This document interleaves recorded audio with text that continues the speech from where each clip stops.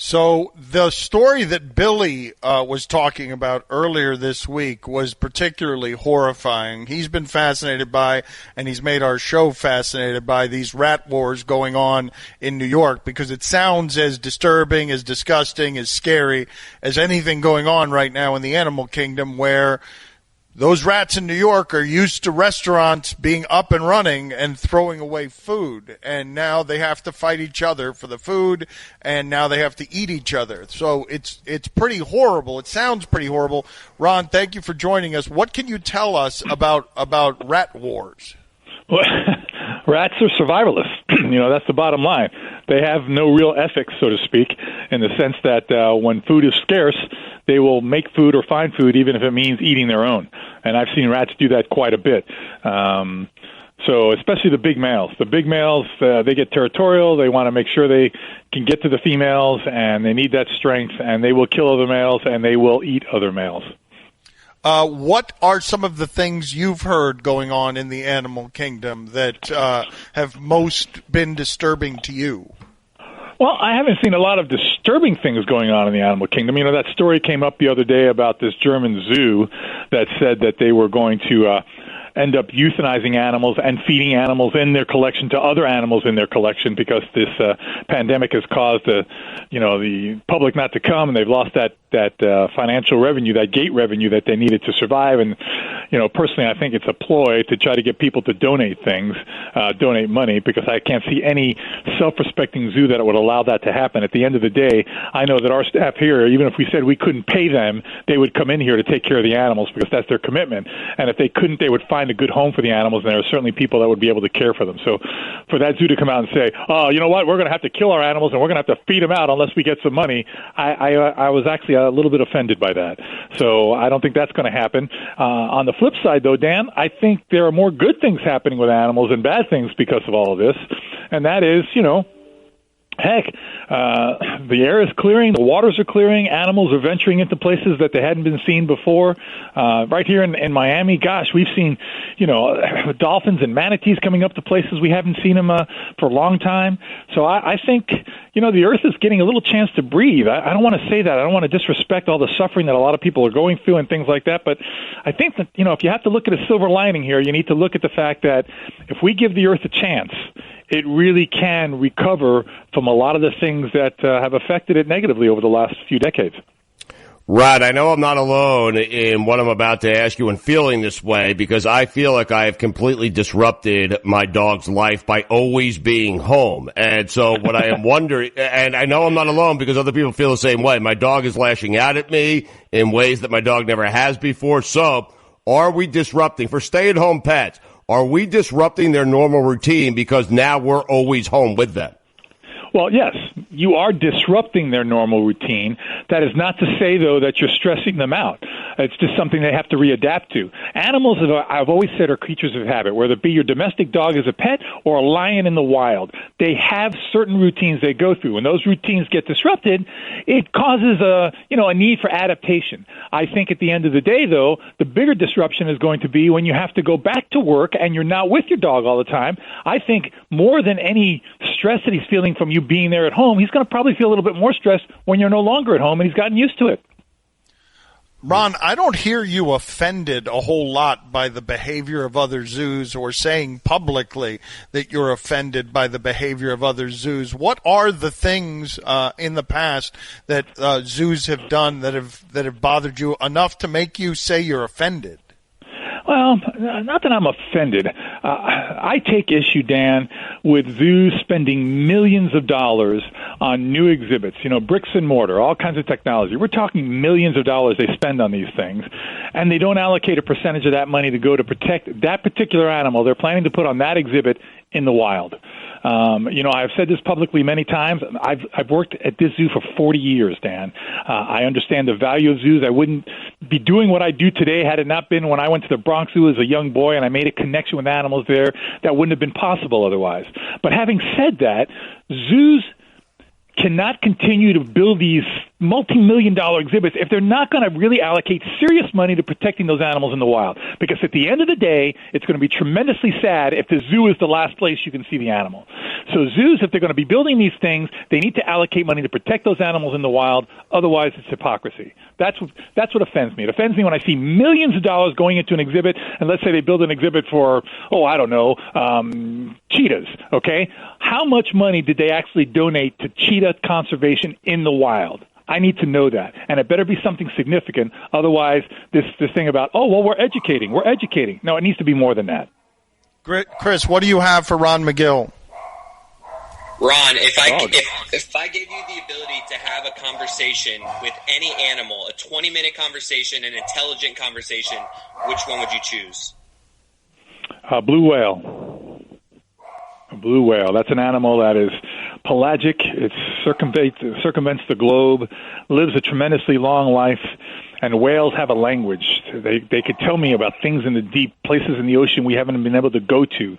I think they have an incredible intelligence, and it's just a matter of trying to interpret that language. So a blue whale would be the animal I'd like to have a conversation with for 20 minutes. Roy, what do you have for Ron Magill, Roy? Ron, a flamingo managed to escape a zoo in Europe. How are zoos handling the recovery of escaped animals, and what are they doing about the introduction of new animals during this pandemic? Well, assuming this is a normal flamingo, my guess is going to be that it is going to end up back at the zoo with the rest of the flock. These animals are so bonded to the rest of a flock that some zoos actually, in their flock of flamingos, only clip the wings of just a few of the flamingos because the flock, the strength of maintaining the flock is so strong that even when a bird flies away, it comes back because they depend on each other that way.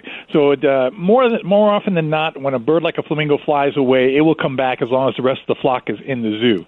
Now, I have not heard about animals getting out of zoos. This is not something I've heard as a result of this pandemic. The challenge with the pandemic is caring for them, making sure we have all the supplies that we need for them. We hear about all the, protective gear that health officials need, our doctors, our nurses and such, but, the veterinarians need the same thing. We had a struggle here. I just now got out of surgery with a hyena. We just finished doing a surgery on a hyena, and we needed all those PPEs for ourselves, and it's tough to come by now. So, listen, I don't want this to be taken the wrong way. There's no single animal life that's more important than a human life. I want to make sure that priority is made very clear from my point of view. But having said that, we do have an obligation to take care of these animals under our care, and we are facing some of the same challenges in getting some of the equipment that we need to have. Guillermo, can you put it on the poll, please? Did you think when you woke up this morning that you would be hearing the sentence, "I just came out of surgery with a hyena"? Tony, what do you have for Ron Magill, Tony? Ron, what are the highest and lowest pitch sounds made by animals? I don't know. I know that both of those sounds are not audible by human beings. I know that elephants, are notorious for making subsonic sounds that we cannot hear with our human ear, but that elephants can hear from miles away. And the same goes, of course, dogs. We know, of course, that you can use a whistle that dogs will hear that we can't hear at all. So I don't know what the extremes are of those two things, but they are certainly things that are beyond the potential for the human ear to hear. Ron, good talking to you. Stay safe. We'll talk to you next week, buddy. Thanks, Dan. Take care. An auto policy from State Farm gets you collision coverage. And this radio ad from State Farm gets you coverage of this beloved 90s hit. I hit a car. I hit a car. I hit a car. Ooh, baby. Ooh, baby. It's gonna be okay. It's gonna be okay. My agent's gonna help me. For more coverage, visit statefarm.com. Stugotz here. Support for the Dan Le Batard Show with Stugotz podcast comes from our friends at Rocket Mortgage by Quicken Loans. Home today is so much more than it was yesterday, but at Rocket Mortgage, home is still all about you. During these challenging times, the top priority at Rocket Mortgage is the health and safety of the communities they serve. If you need mortgage assistance, their team is available 24/7 to answer questions and offer solutions, whether that means saving money on your mortgage or finding a new way to navigate payments from their home to yours. The team at Rocket Mortgage is with you. Visit rocketmortgage.com/LeBatard to learn more. Call for cost information and conditions. Equal housing lender. Licensed in all 50 states. NMLSconsumeraccess.org number is 3030.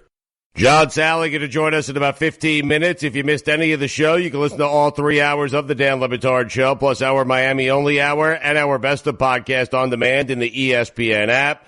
And subscribe to the Le Batard and Friends Podcast Network featuring South Beach Sessions, Stupidity, and Mystery Crate. We appreciate everyone's support. We really do. Please rate and subscribe. New episodes are posted every week wherever you get your podcasts. This week's Mystery Crate is now out. That controversial strength coach we talked to a few weeks ago who had all sorts of crazy drills during the pandemic wanted to come back on. He's been let go. So check out the Mystery Crate at your leisure. Chris Cody has been polluting the text string around here, Stugotz, with exclamation points. Go ahead, Chris. Finally, you can talk about whatever the hell it is you're trying to bother everyone with here. Oh, my God, guys. We have so much to be excited about. 2 more sleeps till the Jordan doc. But the big thing, guys, we are less than a week from an actual sporting event, the NFL draft. Now, granted, we're not going to have any winners and losers from this particular sporting event because, people like to give their grades, but we're not going to know when the draft is over whether we have a winner or a loser, which is something I'm a little disappointed about. What do you mean? Yes, we will. Of course we will. Talking about winners and losers in the draft. It's going to spend everyone's going to spend the whole week. That's all that we are going to have, winners and losers. What do you mean we're not going to have any actual winners and losers? Oh, people are going to give grades and winners and losers, but we're not going to have actual win column, loss column. Like there's not going to be official wins or winners. Have you ever seen the draft? All right, fine. There's winners and losers. I'm excited, guys. I mean, the Jets are 0-48. I mean, he was excited, and we got caught up on a detail that he didn't want us to get caught up on, which is. We aren't going to have actual winners and losers. You guys know that, right? Like, it's all just like these grades. If the Dolphins get a B+, that's not an actual grade. Do you guys know this? Yes, it is. I've got $300 on whether or not a tight end goes in the first round. Don't tell me there are winners and losers. Oh. Did the Dolphins get to it, Dan? I am not doing that. I do not like the draft. And 2 more sleeps! I am telling you that not even a pandemic will get me to be interested in the draft. Not even a starved need for content will get me to be interested in the draft. Now, Dan, here's the question. If the Dolphins do get Tua and don't have to move up, they just get him at number 5. Do they win? Do they get a W? Is that a win? I'm sure you guys will enjoy yourselves talking about it like crazy. I will figure out a way to stay out of those segments because I know America wants that. I know I'm in the minority. Yes, Billy. Here's another question about Tua, Dan. If the Dolphins get Tua but he falls to them, is that a lower grade than if they trade up for him? Or do they get a higher grade for not trading assets to get him? How does it getting Tua affect their grade? Not a good question, Stugotz. All of these questions are awful, and I hate them, and I'll hate watching the part I am interested in on the draft? You can get me interested on only one part of it. How the hell are they going to do this, and how many bleep ups are there going to be? Because the degree of difficulty on this is incredible. So if there's someone out there, if Gettleman's getting hacked, because they're worried about hackers, they're worried, and they should be, because can you imagine, Stugotz, if you were a hacker who's a sports fan, you would absolutely be finding ways to try and get in on the NFL draft because a whole lot of sports fans are going to be watching it if you're a prankster. So here's the thing. They've addressed that, and you're right. I mean, a lot of people, and they're right to be concerned about it, and Lord knows I'd be trying to hack into someone else's system. But the league, Dan, they're going to hold a test draft on Monday. They should probably do that every day leading right up until the draft, and they probably should have started it last week when you consider people like Dave Gettleman are learning how to use computers for the first time. So they're going to do that, and an NFL spokesperson says the NFL has the ability to stop the draft clock if a team is having technical difficulties. This is going to be glorious just to watch for stuff like that. This might be your draft, Dan Le Batard. You might enjoy this one. Well, your team, Stugotz, this is what I love about your team, okay? I love that Adam Schefter, who is also starved for anything that resembles news, is reporting that only the Jets, during a time when all of sports is shut down, are going to have a Jamal Adams sitting out over a contract, their virtual workout program. He's sitting out the virtual workout program. I'm not participating in your Zooms, in your FaceTimes. I am sitting it out over more money during a pandemic. Only your team can do that, Stugotz. And because how are these teams working out? Now, the NFL's got a real problem if they do come back in September, because this is a multi-billion-dollar industry, Stugotz. You know these people are figuring out how to train every last player the same way. Yeah, that's an interesting part, how they're working out, how they're handling conditioning. I mean, I think you just have to trust your players, right, to handle it the right way. I mean, do the virtual stuff. No, but a guy like Jamal Adams, you know he's going to be in shape. He does not need to show up to a virtual yoga weightlifting class, okay? Stugotz, he doesn't need to do any of that stuff. Stugotz, these guys have to do all of the workout stuff that is very meticulously and scientifically planned for them and their bodies. You can't just do it your own way when these guys, do you understand how regimented all their weight work and all of that, how scientific all that stuff is? Hasn't Brady been doing it his own way forever? I mean, it seemed to work out for him. Yeah, but he's got a doctor who's not a doctor who he can't be within 6 feet of right now. John Salley is going to join us next. We also have to get to Billy's top 10 dynasties. For some reason, Billy's real eager to talk about the top 10 NBA dynasties. When he's not giving grades for the drafts, he's giving absolute power rankings on dynasties. What does it mean to be a good neighbor? It means being there for each other. And that's why State Farm is announcing the Good Neighbor Relief Program. We know that our customers are driving less, which means fewer accidents. So State Farm is returning $2 billion to auto policyholders for the period ending May 31st. And will continue making real-time decisions to best serve you, our customers. Because now, more than ever, being a good neighbor means everything. Like a good neighbor, State Farm is there. ESPN Radio is presented by Progressive Insurance. John Salley going to join us in just a minute here. Here's your SportsCenter update. Jalen Green, the number one prospect in the 2020 ESPN 100, is skipping college and joining a reshaped NBA professional pathway program, a G League initiative that sources say will pay elite prospects $500,000 plus and provide a one-year development program outside of the minor league's traditional team structure.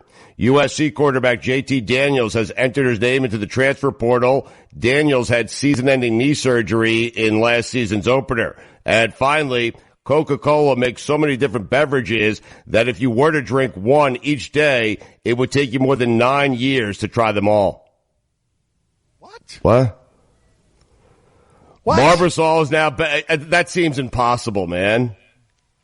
Put it on the poll, Guillermo at Le Batard Show. Do you believe that if you drink a single different Coke beverage every day for a year, it will take you 9 years before you drink all of them? Barbasol is now better than ever. Try the new Ultra Grit from Barbasol, now equipped with a protective cap and rust-proof aluminum bottom. You're looking good, America. You're shaving with Barbasol. For all the latest headlines and information, tune in to SportsCenter on ESPN Radio all throughout the day. So we told you yesterday, John Salley played for so many interesting teams. He played for the Bad Boy Pistons, the Michael Jordan Lakers, the Michael Jordan Bulls, the Shaq Kobe Lakers. And Billy had such a good idea, Stugotz, because when we asked John Salley about his most interesting experience, he said the Miami Heat, and then out of nowhere he mentions that he had a long-running feud with Hank Goldberg. Billy Allison has been friends with Hank Goldberg for years. Billy tried to get Hank Goldberg to come on with John Salley right now as a surprise, and what happened, Billy? Hank Goldberg declined the request as it was relayed to me. He said he did think he was good while he was on the Pistons, and he was a fan of his TV work, but he stands by what he said on the Heat, and I don't think he's a fan of Dan and Stugotz. Oh, man. Okay, all right. So he is not a fan of ours is the reason that he won't come on here. It would have been a good bit to do with John Salley. I mean, for years, every day, I would get that man a tongue sandwich. He doesn't like me? That is so disgusting. It really is. First of all, John Salley with us on ESPN Radio. John, is a tongue sandwich disgusting? A tongue sandwich. Oh, my God. When I worked in a deli, it wasn't, and liverwurst was great, but that explains why he had such a mouth about me. And it was so funny. You could tell he was getting something from somebody inside the Miami Heat, because he would go at me and I would request the same. Let me come on your show. Let me battle you with words. He would not do it. When he got on ESPN, I was like, I want to curse this guy out. But you know what? He did what he was, I guess, made to do.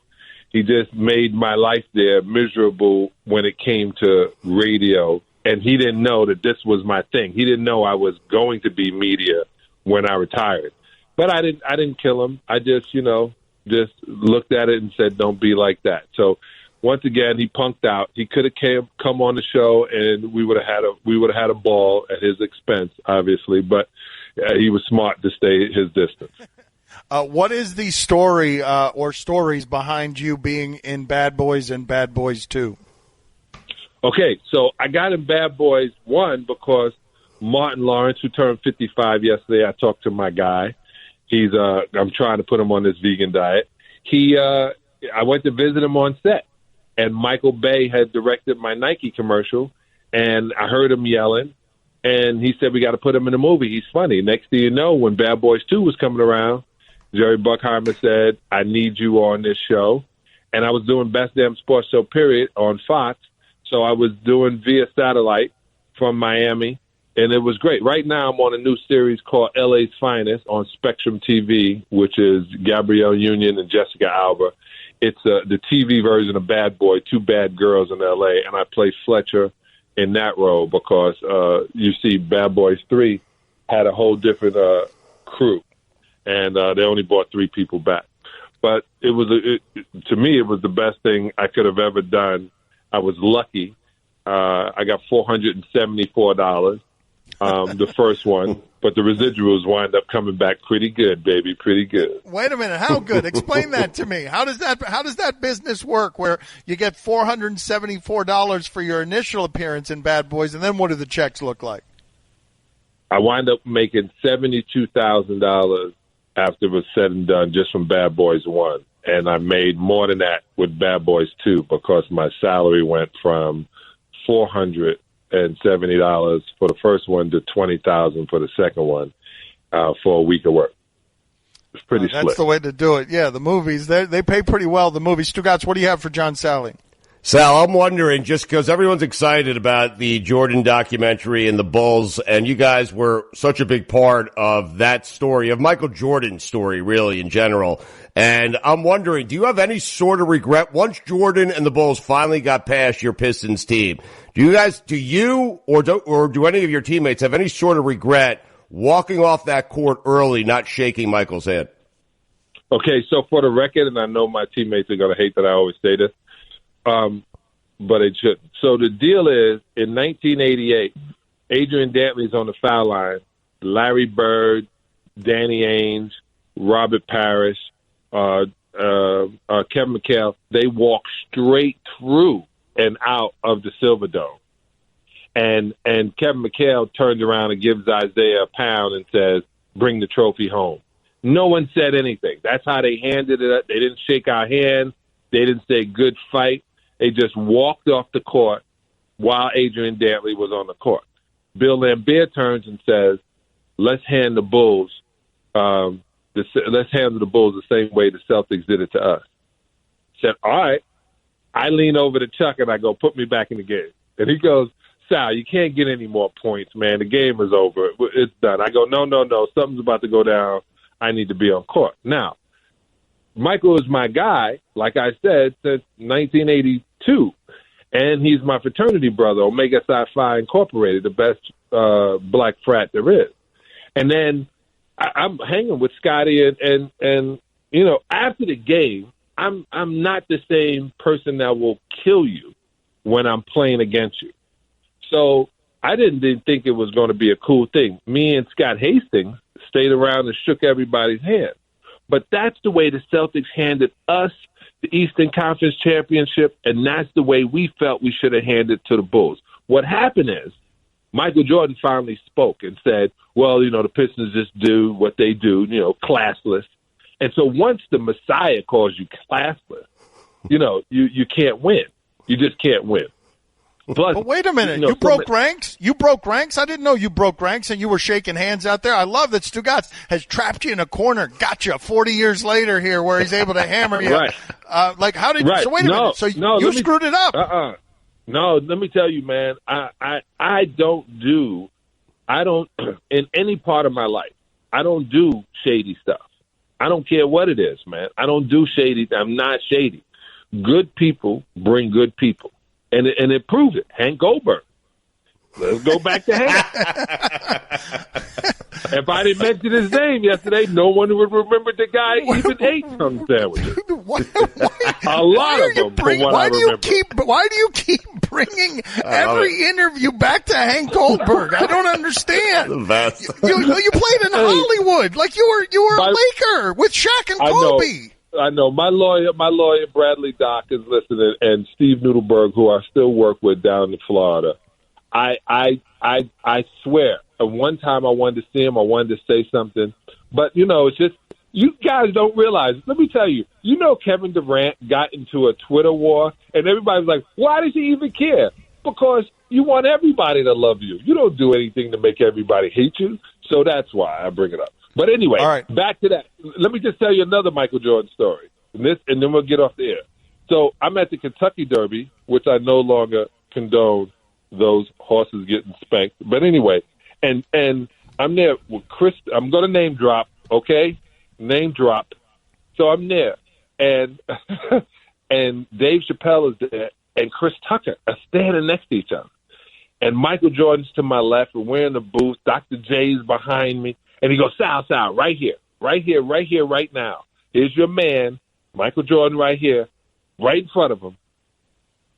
Kobe Bryant, Michael Jordan. And he goes, no. He goes, no, answer. Now, off to the right is Charles Oakley, who, if you don't know, is Michael's security guard forever, and didn't like me. So I look at Michael, and I said, wait, at 27 years old?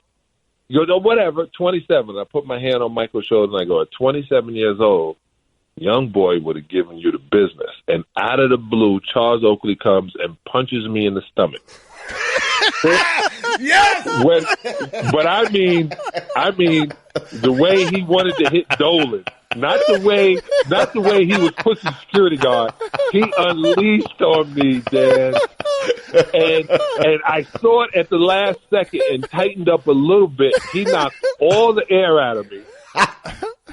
And Dave Chappelle said, this is the only time I wish I still had my show.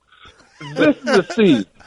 And Michael was like, no, come on, Charles. You know style is crazy. He's just joking. He's like, I don't like when he talks that stuff to you.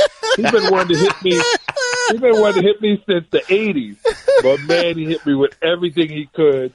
I had a suit on, too, and I wasn't going to stand back up and fight him. You know, I'm a karate man. I bruise on the inside. That is such a good story. My God. All right, Salley, we're going to have you be our movie reviewer. We're going to watch the movie on Sunday. Come on with us Monday and tell some more stories, all right? Roger that. See you. Talk to you at 12:30 on Monday. All right. All right. John Salley, he's got so many good stories. That guy was really good at media. That show they did was ahead of its time. That Best Damn Sports Show was absolutely ahead of its time. What does it mean to be a good neighbor? It means being there for each other. And that's why State Farm is announcing the Good Neighbor Relief Program. We know that our customers are driving less, which means fewer accidents. So State Farm is returning $2 billion to auto policyholders for the period ending May 31st. And will continue making real-time decisions to best serve you, our customers. Because now, more than ever, being a good neighbor means everything. Like a good neighbor, State Farm is there. Tune in to The Last Dance, a behind-the-scenes look at the 90s Chicago Bulls dynasty. The 10-part series begins Sunday, April 19th at 9 p.m. Eastern on ESPN. It's here. And listen to the wrap-up podcast hosted by Jalen and Jacoby immediately following the broadcast, presented by AT&T and by State Farm. When it comes to insurance, State Farm's the real deal. With over 19,000 local agents and an award-winning mobile app, you can get the help you need when you need it. Find an agent or get a quote at statefarm.com. The Last Dance Wrap-Up podcast will be available wherever you enjoy your podcast. Sounds this week have been brought to you by My Computer Career, training for a better life. Guillermo, put it on the poll, please. Would you watch a 30 for 30 or – no, actually make it this. Would you watch a 10-part documentary series on just Charles Oakley's relationship with Michael Jordan? Yep.